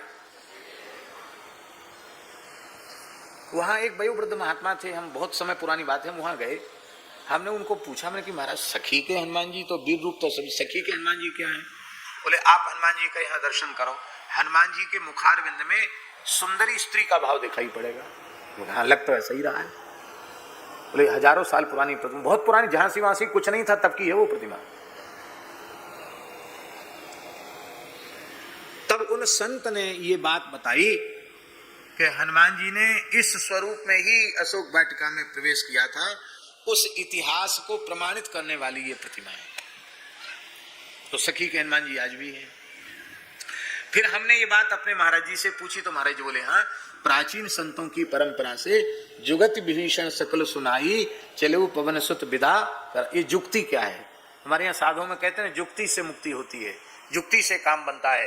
तो विभीषण जी ने जुक्ति बता दी कि इस जुक्ति से वहां प्रवेश किया जा सकता है, दूसरी युक्ति वहां जाने की नहीं है। तो श्री जानकी जी के निकट श्री हनुमान जी पहुंच गए और वहां तरु पल्लव मह रहा लुकाई, करो विचार करो का भाई। अब चरित्र हमें विभीषण जी का कहना है, इसलिए हम विभीषण जी पर ही अपना ध्यान दे रहे हैं। श्री हनुमान जी महाराज ने लंका में आग लगाई। क्यों लगाई आग? पहले हनुमान जी आग लगाने के विचार में नहीं थे। हनुमान जी का बिल्कुल विचार नहीं था कि हम आग लगाएं,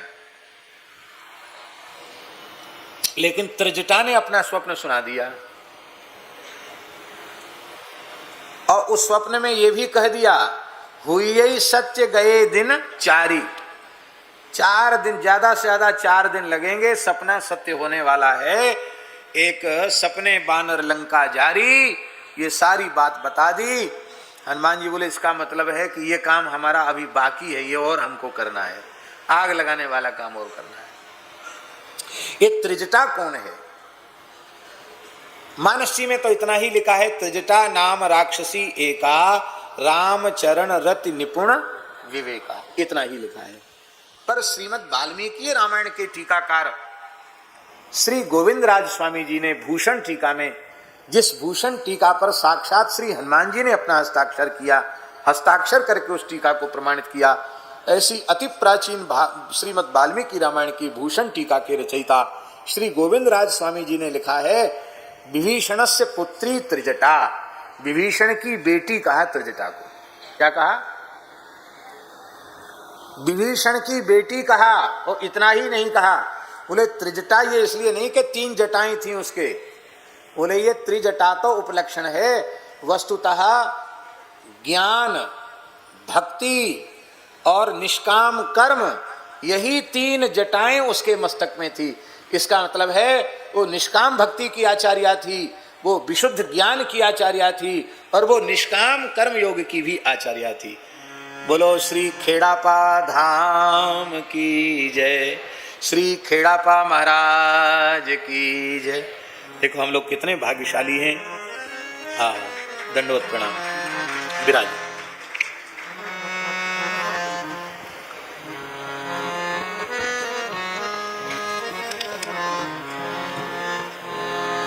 राम राम राम सीता राम, राम राम राम राम राम सीता राम, राम राम राम राम सीता राम, राम राम राम राम सीता राम, राम। चलो, आपके मंगलमय दर्शन से हमको लगा कि पूज्य महाराज जी की कृपा करुणा यहाँ तक आ गई।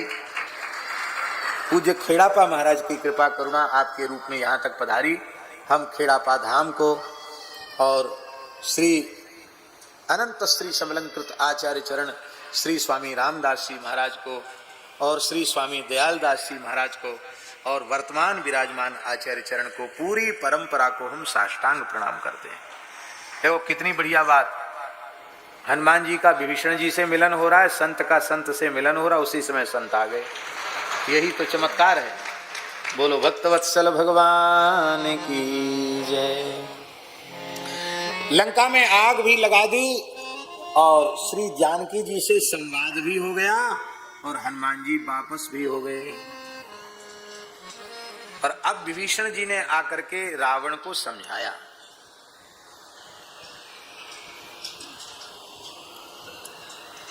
विभीषण की बात का समर्थन माल्यवंत ने किया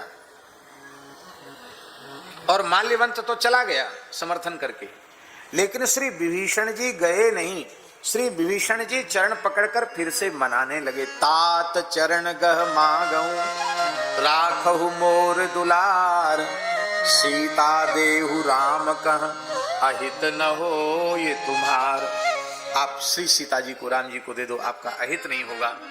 आप मुझे बहुत लाड़ प्यार दुलार देते हैं, तो बच्चों की कई बार कोई बात भी मान लेनी चाहिए। मेरी बात मान लीजिए।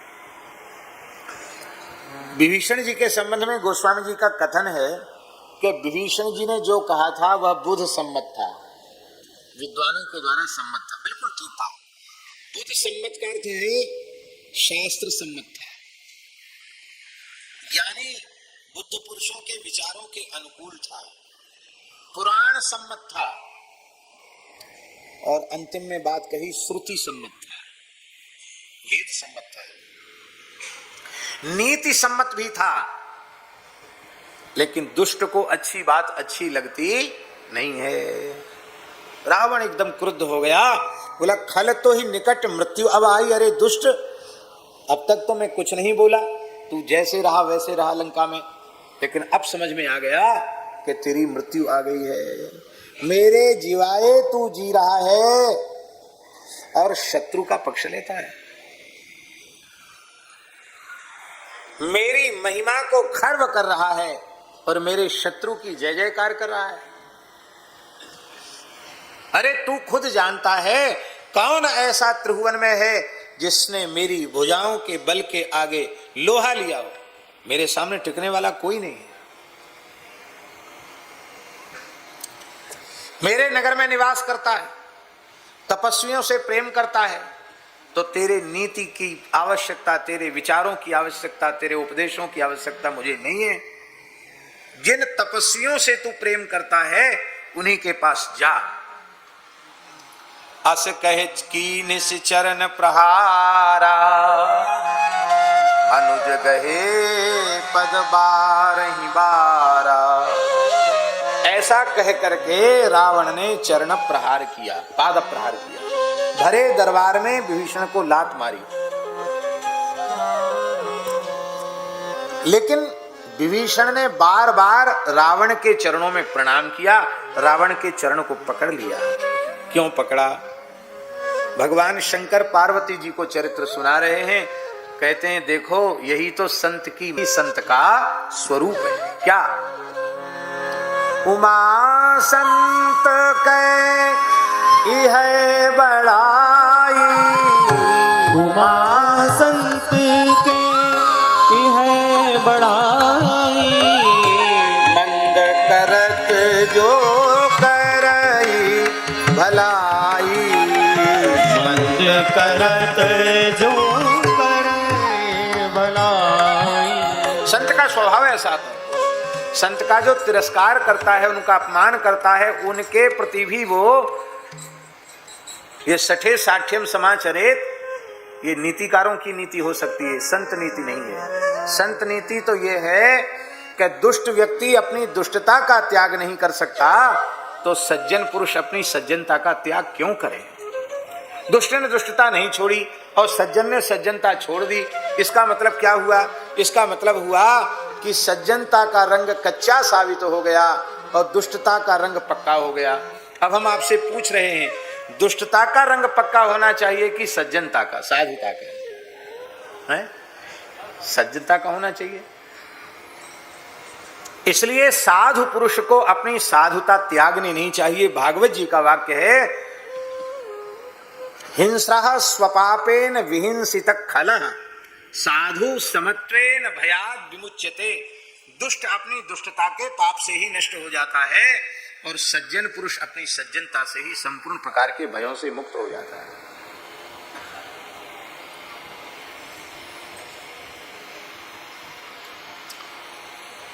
विभीषण जी क्या बोल रहे हैं?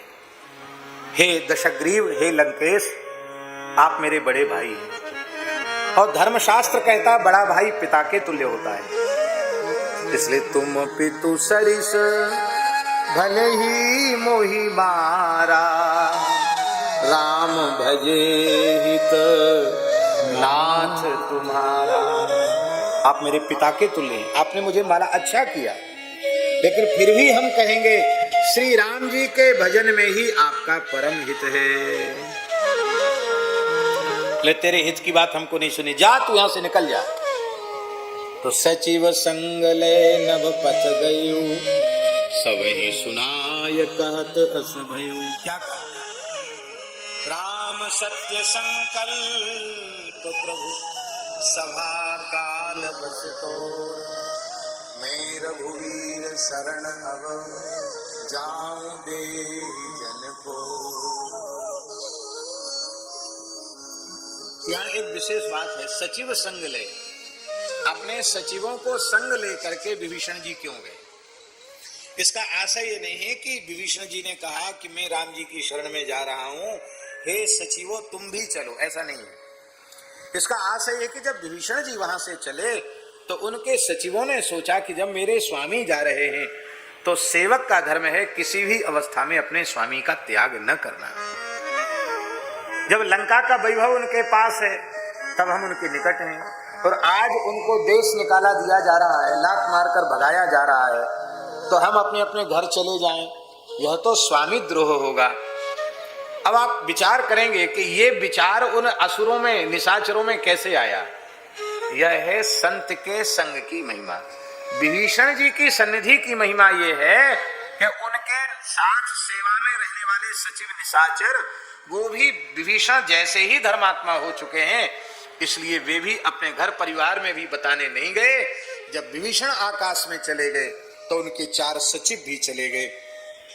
मानो लंका का धर्म, लंका का सदाचार विभीषण के रूप में लंका में था, और अब वो चला गया तो धर्म के जो विशेष लक्षण हैं, तप, सत्य, दया और दान, ये 4 धर्म के विशेष लक्षण हैं। और विभीषण जी के 4 ही सचिव हैं। ऐसे लगता है मानो विभीषण जी के साथ ही सत्य चला गया, धर्म चला गया, तप चला गया, दान चला गया, सब कुछ चला गया। तप, सत्य, शौच और दान, ये धर्म के चरण हैं। ये सब के सब विभीषण जी के साथ चले गए। देखिए संत की कैसी महिमा है। जब तक विभीषण लंका में थे तब तक राक्षसों की नगरी लंका, जिसमें धर्माचरण स्वप्न में भी वे लोग नहीं करते थे, और उस लंका में भी सब प्रकार की सुख समृद्धि थी। और विभीषण जी ने लंका छोड़ी तो अस कही चला विभीषण जबहि, आयुहीन भय सब तबहि। राम सत्य संकल्प प्रभु सभा काल बस तो, मैं रघुवीर शरण अब जाऊं देव जनि। राम जी की शरण में जा रहे हैं। विभीषण के लंका त्यागते ही सब आयु से हीन हो गए। साधु अवज्ञा तुरत भवानी, कर कल्याण अखिल कयानी। सबके कल्याण की हानि हो गई। रावण जबहि विभीषण त्यागा, भयो विभव बिन तबहि अभागा। पूरा वैभव लंका का यथावत है, देखने में नहीं आता कि रावण अभागा हो गया, लेकिन विभीषण जी के लंका का त्याग करते ही लंका श्रीहीन हो गई, वैभव से रहित हो गया रावण। इसका तात्पर्य क्या है? लंका की समृद्धि का कारण रावण नहीं था, लंका की समृद्धि का कारण था परम धर्मनिष्ठ विभीषण की धर्मशीलता। अब और सुन लीजिए, हमारे यहाँ शास्त्रों में लिखा है किसी राष्ट्र का तब तक अस्तित्व इस संसार में रहेगा जब तक कि उसमें कोई एक संत है। जिस राष्ट्र में कोई भी एक संत नहीं रहेगा वो राष्ट्र अस्तित्व से रहित हो जाए, उसका अस्तित्व समाप्त हो जाए। और सुन लीजिए, जिस प्रांत में कोई संत नहीं रह जाएगा उस प्रांत का अस्तित्व समाप्त हो जाएगा। और सुनिए, जिस जनपद में कोई संत नहीं है उस जनपद का अस्तित्व समाप्त हो जाएगा। और सुनिए, जिस गांव में कोई संत नहीं उस गांव का अस्तित्व मिट जाएगा, नक्शे से खत्म हो जाएगा गांव। और सूक्ष्म बात यह है, जिस कुल में कोई संत नहीं है उस कुल का अस्तित्व भी धरती से मिट जाएगा। भारतवर्ष की धरती ऐसी पवित्र धरती है कि पूरा राष्ट्र संतों का राष्ट्र है। कोई प्रांत ऐसा नहीं जिसमें संत न भये हों, कोई जनपद ऐसा नहीं जिसमें संत न भये हों, कोई गांव ऐसा नहीं जिसमें संत न भये हों, और कोई कुल ऐसा नहीं है जिसमें कोई संत न हुआ हो। केवल उच्च वर्ण में ही संत नहीं हुए, ब्राह्मण क्षत्रिय वैश्यों के ही संत नहीं हुए, रैदास जी के चर्मकार के कुल में भी रैदास जी के जैसे संत हुए। शबर कुल में शबरी जैसी संत भक्ता हुई, निषाद कुल में निषादराज जैसे भक्त हुए। भारतवर्ष का कोई कुल खानदान ऐसा नहीं जिसमें भगवान का भक्त उत्पन्न न हुआ हो। इसलिए सच्ची बात है, यहां कोई नीच है ही नहीं। वही नीच है जो भगवान की भक्ति से विमुख है। उच्च कुल में उत्पन्न हुआ है पर भगवान से विमुख है तो वो नीच है। निम्न कुल में उत्पन्न हुआ है और भगवान का महान भक्त है तो वह नीच नहीं है। नाभाजी लिखते हैं, वर्णाश्रम अभिमान तज पदरज बन नहीं जा सुखी, संदेह ग्रंथि खंडन निपुण वाणी विमल रैदास की। रैदास जी की भक्ति का दर्शन करके बड़े बड़े लोग अपने वर्ण आश्रम के अहंकार को त्याग करके जहां से रैदास जी चल के जाते थे उनकी चरणों की धूल को अपने मस्तक पर चढ़ाते थे। रैदास जी जैसे संत की पद धूली हमें मिल जाए तो हमारा जीवन सफल हो जाए। अब आजकल तो जाति सूचक कोई शब्द उच्चारण करो तो झगड़ा खड़ा हो जाता है, पर संत कबीरदास जी का एक पद है, इसलिए कोई झगड़ा करे तो कबीरदास जी से झगड़ा करना, हमसे मत करना। इसलिए हमने बता दिया, कबीरदास जी का पद है,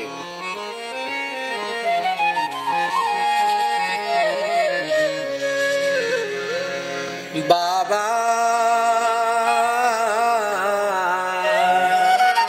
बहुरंगी बहुरंगी, ये पद है, बाबा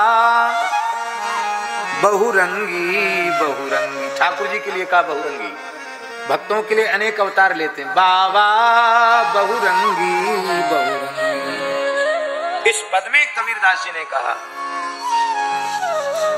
कहत कबीर सुनो भाई साधो, कहत कबीर सुनो भाई साधो, हरि न भजे सो भंगी, बाबा बहुरंगी बहुरंगी।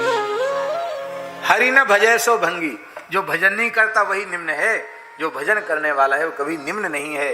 विप्राद विशद गुण युता दरविंद नाभ, पादारविंद विमुखात् स्वपचम वरिष्ठम, मन्ये तदर्पित मनो वचने हितार्थ प्राण पुनाति सकुलम न तु भूरि माना। प्रहलाद जी महाराज कहते हैं 12 अवगुणों से अलंकृत कोई ब्राह्मण ही क्यों ना हो, किंतु भगवान की भक्ति से विमुख है तो उस ब्राह्मण की अपेक्षा वह चांडाल श्रेष्ठ है, जिसने अपना मन वाणी क्रिया से भगवान के चरणों में अपने आप का समर्पण कर दिया है। वो शरणागत भक्त स्वपत चांडाल भक्ति के कारण शरणागति की महिमा से स्वयं को भी पवित्र कर देगा, अपने कुल को भी पवित्र कर देगा। लेकिन यदि भक्ति शून्य ब्राह्मण है तो स्वयं को भी पवित्र नहीं कर पाएगा, अपने कुल को भी पवित्र नहीं कर पाएगा। बेटा बेटी भी काम नहीं बनाएंगे, राम भजत बिटिया भली। यदि आपकी बेटी भजन करती है तो बेटे से लाख करोड़ गुना बेटी अच्छी है, उसका आदर करो। राम भजत बिटिया भली, राम विमुख नहीं पूत, सवरी तो बैकुंठ गई, धुंधकारी भयो भूत, सियावर रामचंद्र की। ब्राह्मण का बेटा भूत बन गया और सवर कुल में पैदा होने वाली सबरी भजन के बल से भगवान के धाम को चली गई। धुंधकारी भी भगवान के धाम को गया, लेकिन बाद में कथा सुन के गया, वैसे तो भूत बनना पड़ा उसको। तो श्री विभीषण जी के साथ 4 सचिव चल पड़े। ये अथवा ऐसा समझो कि राजा जो होता है वो धर्म विग्रह होता है। बहुत ध्यान से सुने, राजा धर्म विग्रह होता है और राजा की 4 नीतियां होती हैं, राजनीति उनको कहते हैं। साम, दान, दंड और भेद, ये 4 नीतियां राजा की होती हैं। इन नीतियों में भी धर्मानुशासन होता है। साम में भी धर्म है, दान में भी धर्म है, दंड में भी धर्म है और भेद नीति में भी धर्म है। क्योंकि राजा का परम धर्म है कि प्रजा दुख रहित हो, प्रजा सुखी हो, समृद्ध हो, ये राजा का धर्म है। तो इस धर्म की सिद्धि के लिए जहां साम नीति का प्रयोग चाहिए वो साम नीति करेगा, जहां दान नीति का प्रयोग चाहिए वहां दान नीति करेगा, जहां दंड नीति का प्रयोग जरूरी है वहां दंड करेगा, दंड विधान करेगा, और जहां भेद नीति का प्रयोग जरूरी वहां भेद नीति का भी आश्रय लेगा। और रावण सफल था क्योंकि रावण के पास 4 चीजें थी। क्यों थी 4 चीजें? क्योंकि विभीषण उनके पास थे, क्योंकि विभीषण उनके पास थे। अब विभीषण चले गए तो राजा के जो 4 गुण होते हैं वो भी मानो 4 सचिवों के रूप में विभीषण के साथ ही चले गए। इसलिए भयउ विभव तबहि अभागा। अब एक प्रश्न आप लोग कर सकते हैं कि भारत में तो ऐसा है, पर भारत से इतर जो देश हैं, चीन है, रूस है, जर्मन, जापान वगैरह तमाम देश हैं, इनमें आप कैसे कह सकते हैं इनका अस्तित्व तो है कि नहीं? ये विकसित देश माने जाते हैं कि नहीं? इनका अस्तित्व कैसे है? भैया, संत किसी जाति का नाम, संत किसी विशेष संप्रदाय का नाम या किसी विशेष आकार प्रकार का नाम नहीं है। संत के जैसे लक्षण जिसमें हो उसको संत कहा जाता है। तो दुनिया के सभी देशों में, सभी राष्ट्रों में कोई ना कोई साधु पुरुष जरूर है। आप ये नहीं कह सकते कि भारत में ही संत हैं, अमेरिका में संत नहीं है। लंका में संत मिल गया विभीषण जैसा, ये प्रमाण है। लंका में संत मिल गया तो कौन ऐसा क्षेत्र है जहां संत नहीं मिले? सब जगह संत मिलेंगे। नहीं तो तुलसीदास जी की ये चौपाई झूठी हो जाएगी। फिर भोले बाबा ने, विश्वनाथ जी ने जो हस्ताक्षर किया ना, सत्यम शिवम सुंदरम, वो हस्ताक्षर भी झूठा हो जाएगा। कौन सी चौपाई याद है? सब ही सुलभ सब दिन सब देशा, सब ही सुलभ सब दिन सब देशा, सेवक सादर समन कलेशा, सेवक सादर समन कलेशा। भगवान के भक्त, संत, महापुरुष, सज्जन पुरुष सब जगह सुलभ, सब ही सुलभ, सबको सुलभ है, सब देशों में सुलभ है, और सर्व काल में सुलभ है। कोई समय ऐसा नहीं जब संत नहीं रहेंगे। हम लोग कहते जरूर है पहले बहुत संत थे, अब कोई संत ही नहीं है। अरे भैया, आपकी नजर ऐसे ठीक नहीं है, आपकी दृष्टि हो तो आपको आज भी संतों का दर्शन होगा। संत नहीं होंगे तो संसार कैसे रहेगा? आग लगी आकाश में, झरी झरी गिरत अंगार, संत न होते जगत में तो जरी जातो संसार। संत हैं सब ही सुलभ, सब दिन सब देशा, सब देशों में, बस सेवत सादर समन कलेश। आदर पूर्वक संत का सेवन करो तो आपके क्लेश मिट जाएंगे। हमारे महाराज जी कहते थे कि आपके घर का सीधा साधा बूढ़ा बैल यदि है तो उस बैल को बैल मत कहो, उस सीधे साधे बैल को संत मानकर सेवा करो तो आपका काम बन जाएगा, क्लेश मिट जाएगा। पहचानने की जरूरत है। आपके नौकर के रूप में संत हो सकता है, आपकी पत्नी के रूप में संत हो सकता है, आपके पिता के रूप में भी हो सकता है, आपके पुत्र के रूप में भी संत हो सकता है, आपके पति के रूप में भी संत हो सकता है, कहां तक कहें आपके शत्रु के रूप में भी संत हो सकता है, मित्र के रूप में तो हो सकता है। बस उस संत को पहचानने की आवश्यकता है। अब पहचान कर फिर दूसरा भाव मिटा दो, आदर करो, तो क्लेश का शमन हो जाए। हमारे यहां ऐसे चरित्र हैं जहां पति ने अपनी पत्नी में संत का दर्शन किया। सब लोगों के बीच में कथा सुनाने योग्य नहीं, सुना देते हैं, लेकिन संत विराजे हैं। ओरछा की घटना है, राम जी को जो लेकर गई थी ना महारानी कुंवर गणेश देवी रानी ओरछा राम राजा सरकार को, वो साधु सेवा बहुत करती थी, बहुत संत सेवा करती थी। ये बात बहुत पुरानी नहीं, भक्ति काल की 16वीं सदी की बात है। अब तक जब तक देश स्वतंत्र नहीं हुआ था तब तक ओरछा में राम राजा मंदिर में साधु सेवा होती थी। हमारे पूज्य गुरुदेव भक्तमाली जी 8 महीने रहे राम राजा मंदिर में, साधुओं के आसन लगते थे वहां मंदिर में, और मंदिर की तरफ से साधु सेवा होती थी वहां। ये बात 70-80 साल पुरानी बात है, उस समय तक। अब नहीं होती, अब सरकारी मंदिर है। तो महारानी के समय संत सेवा होती थी। उन संतों में एक बहुरूपी आ गया, वो संत नहीं था, वो तो बदमाश था, और संत के वेश में आ गया। और रात को उसने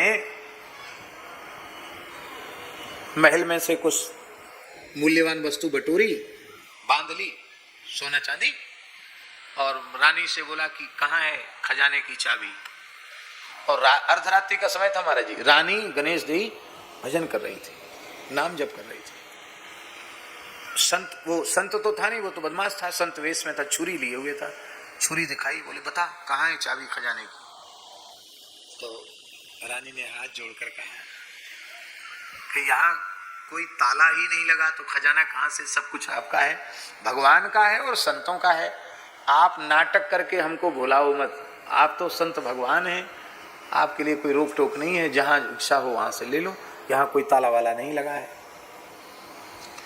उसने सोचा कि मैं खोज भी नहीं पाऊंगा इसको, मैं मार डालूं रानी को, तब अपने मन का काम करूं। दुष्ट था वो तो उसने पैनी छुरी का फेंक कर प्रहार किया रानी के ऊपर। संयोग की बात थी, रानी उसी समय उठकर खड़ी हो गई तो उसने बार तो किया था छुरी का कि गले में जाकर के लगे, कंठ में, लेकिन वो जब रानी खड़ी हो गई तो वो छुरी जो थी उसकी जांघ में धंस गई।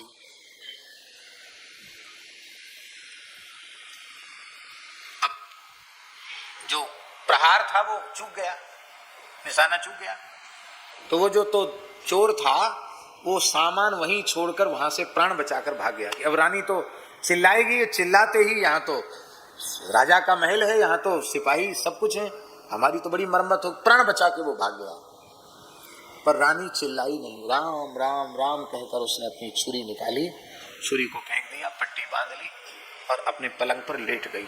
आर पार हो गई थी छुरी महाराज, आर पार हो गई। दूसरे दिन महाराजा मधुकर शाह आए। रानी ने दासियों से कहा कि महाराज साहब से बोल देना कि अभी वो मिलने की स्थिति में नहीं है। तो राजा ने सोचा शायद शरीर की अशुद्ध अवस्था आ गई होगी, इसलिए मिलने की स्थिति में नहीं है। राजा चले गए महल में, रनिवास में नहीं आए। 4 दिन पीछे आए तो पता चला कि रानी तो उठ ही नहीं पा रही, वो तो सैया पर ही 4 दिन से है। अरे इसका मतलब अस्वस्थ है। महाराज भीतर गए, बोले देवी क्या बात है। उसने कहा ये दासी आपको खड़े होकर प्रणाम नहीं कर पा रही है तो आप क्षमा करना, पर आप कार्य जानने का प्रयत्न मत करो, मैं ठीक हूँ और रहा सहा जो कुछ है वो सब ठीक हो जाएगा, 1-2 दिन में मैं ठीक हो जाऊंगी, आप अपने कार्य में लगो। राजा ने शपथ दिलाई कि तुम पतिव्रता हो, मैं शपथ देता हूँ, तुम बताओ क्या बात है। तो महाराज में बताने में बहुत संकोच है। नहीं बताओ। बोले मैं तब बताऊंगा जब आप प्रतिज्ञा करो कि मैं संतों के प्रति दोष बुद्धि नहीं रखूंगा, संत सेवा बंद नहीं करूंगा, तो मैं बताऊं। राजा ने प्रतिज्ञा की तो सारी बात रानी ने बता दी। ये नहीं कहा कि कोई दुष्ट था, उस बोले नहीं, संत भगवान मेरे भाव की परीक्षा के लिए आए थे, वो तो लीला करके चले गए। मैंने आपसे इसलिए छिपाया कि कहीं आप ओरछा राज्य में संतों के प्रवेश पर प्रतिबंध न लगा दें, क्योंकि हमारे रामलला, हमारे रघुनाथ जी बिना संतों को देखे राजी नहीं, और संतों का दर्शन किए बिना मैं भी राजी नहीं, क्योंकि संत संग के बिना मैं रह नहीं सकती। महाराज जी, मधुकर शाह ने धरती पर लौट कर साष्टांग प्रणाम किया, बोले मैं धन्य हूं जो तुम्हारी जैसी संत मेरी पत्नी है। अब परिक्रमा किया, परिक्रमा करके साष्टांग प्रणाम किया। यही है सेवत सादर। यदि भक्ति की निष्ठा में आपकी पत्नी आपसे आगे है तो समय आने पर आप पत्नी मानकर उसको उपेक्षा मत करो, उसको भी आप बंधन करो। पत्नी को बंधन नहीं है, वो पत्नी में विद्यमान संतत्व को बंधन है, उसकी भक्ति को बंधन है। आपका पुत्र भक्त है तो पुत्र को भी पुत्र मत मानो, उसमें भी संत का दर्शन करके उसका आदर करो। भक्त का आदर करना चाहिए। इसलिए संत सर्वत्र हैं, बस उनको पहचानने की दृष्टि होनी चाहिए। और विभीषण जी राम जी के पास चल पड़े।